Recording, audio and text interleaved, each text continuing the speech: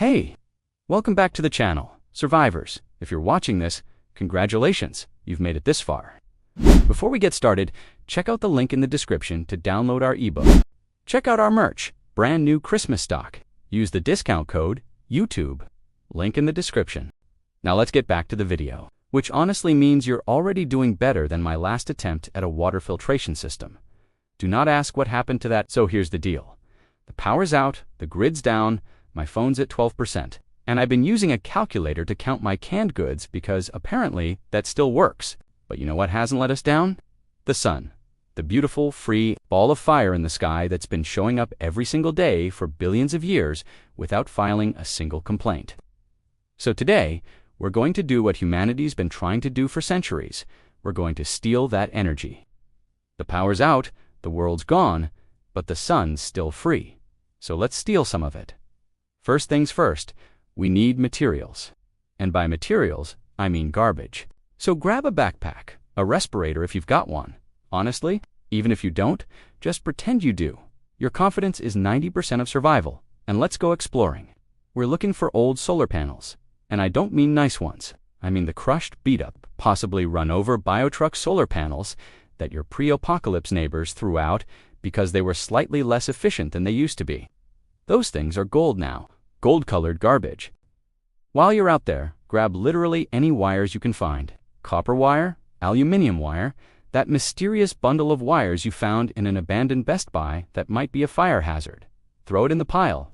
You want at least 20 feet, but honestly, more is better because you're going to lose some to overconfidence and bad decisions. Next up, glass. Old glass jars, broken windows, that mirror you've been using to check yourself out. Because vanity is dead, but apparently your reflection isn't. Glass focuses light. We're going to use it. Sort of, maybe. We'll figure it out. Duct tape. I cannot stress this enough. Duct tape. If you don't have at least 5 rolls of duct tape in the post-apocalypse, you're not surviving. You're just dying slower. We'll use this to hold everything together and also to cover up anything that starts sparking in a way we didn't intend. And finally, batteries. Old batteries. Broken batteries. That one battery you pulled out of a smoke detector that went bad, because of course it did. Half-functional batteries are what we're building with. Fully functional batteries are a luxury at this point. Okay, real quick science break, because I went to community college for 3 weeks, and I'm about to leverage that education. So the sun shoots these things called photons at Earth. Think of them like tiny packages of sunshine. When those photons hit the solar panel, they get angry actually. I don't think photons get angry, but let's say they do. They get so angry that they start vibrating really fast. That vibration creates electricity. That's called the photovoltaic effect, and I can't believe I remembered that. Then that electricity comes down the wire. Think of the wire like a slide for electrons. They're just sliding down, having a great time, and the electrons pile up in your battery. Then when you connect a light bulb, boom, it lights up, because the electrons are so excited to finally have something to do. Is that completely accurate? Absolutely not. But will it work? Also maybe not. But we're going to try, and that's what matters. All right, let's get to work. Time to stop being afraid and start making very questionable decisions. First step, we're connecting the solar cells in series. That means positive to negative, like a daisy chain of electricity. You're taking that first panel. You're stripping about 1 inch of wire insulation off. If you don't have a wire stripper, use your teeth. Yes, really. Be careful though, I bit through a live wire once, and I'm still not sure if that was the cause of my personality disorders. You're connecting the positive terminal to the negative terminal of the next panel. Then the next one, then the next one. You're making a line of solar panels and they're all holding hands like they're about to cross the street together. Now grab that multimeter.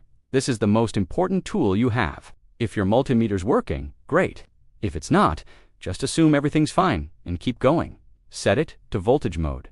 Put the probes on each connection. Are you getting a reading? Doesn't matter, we're moving on. Now, here's where it gets fun. You're splicing wires using methods that would make an actual electrician cry. Twist them together, wrap them with duct tape, maybe throw some solder at it if you've got it. If you don't, you're just creating a connection based on hope and friction. That's fine, that's sustainable. Next, you're connecting everything to your battery. The positive wire goes to positive. The negative goes to negative. If you mix them up, the battery might explode. And you'll have a really good story about why your eyebrows are permanently gone. Sparks are a sign of power. In some circles, sparks mean danger, but in survival circles, sparks mean we're doing something right or very, very wrong. The line between success and disaster is just a series of unexplained sparks and a positive attitude. If there's smoke, that is just excess energy leaving the system. It's like we're hyperventilating the electricity. Very normal, happens all the time. Nobody panic. A flickering light means she's trying, she's fighting. She's weak, but she's got spunk. This light is going to run for the next 3 to 4 hours, depending on cloud cover, how much you've overloaded this battery, and whether the universe is feeling generous. Let's call it 2 hours to be safe. But think about what this means. You can charge a radio, you can charge a flashlight, you can charge a battery to charge another battery, creating an infinite chain of electrical hope. You can read a book at night, you can stop using pure darkness to figure out where things are. This is freedom. This is independence. This is what happens when you refuse to accept that the grid is necessary. You don't need to be a trained electrician. You just need solar panels, wire, duct tape, an unhealthy amount of determination, and the willingness to explain fire as part of the plan. So here's what I want you to take away from this, survivors. You don't need a grid when you've got grit. And questionable wiring skills, mostly questionable wiring skills, the world might have fallen apart, but the sun is still up there doing its job. And you can too. You can take garbage and turn it into power. You can take broken things and make them work just well enough. You can accomplish the impossible with materials that nobody wanted and techniques that make licensed engineers uncomfortable. That's survival. That's hope. That's why we're still here. Peace out, survivors. Keep your panels clean, keep your hope higher, and if your stuff catches fire, just tell people it was supposed to do that. We're done here.